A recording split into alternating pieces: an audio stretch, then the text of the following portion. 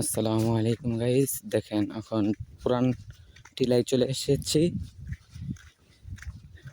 এখন উঠবো, দেখি আর্মিরা 20টা ইট নিয়ে কীভাবে উঠে আর আমি 20টা ইট ছাড়া কীভাবে উঠি আপনাদেরকে তাহলে দেখাই। আসেন,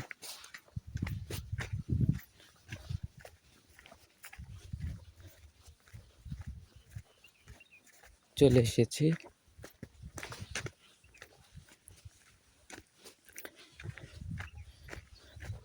আমার তো উঠতেই ভয় করতেছে, পাও খসকে যদি পড়ি তাহলে তো দাঁত দুধ ভেঙে যাবে।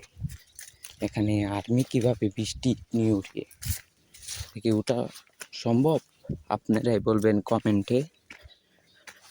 আমি উঠতেই পারতাছি না এইখান দিয়ে। দেখেন আপনাদেরকে দেখাই কই জায়গায় পাড়া দেই। দেখেন ক্যামেরাটা আনা মুশকিল, এটুকু কীভাবে উঠবো?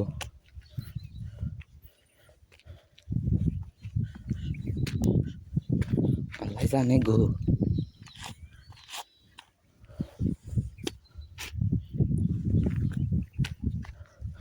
উঠতেই পারতাছি না এইখান দিয়ে। দেখছেন সবাই অর্ধেকই উঠি নাই। দেখেন যেইখান দিয়ে নামছি সেইখান দিয়ে উঠতেছি। সেই নামছিলাম।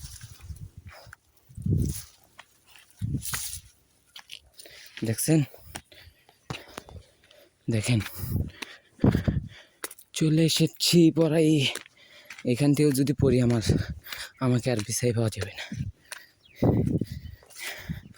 চলে এসেছি, দেখেন সেই রকম জায়গায় ওই যে অটো নিয়ে আসছে বেড়াইতে এইখানে। দেখেন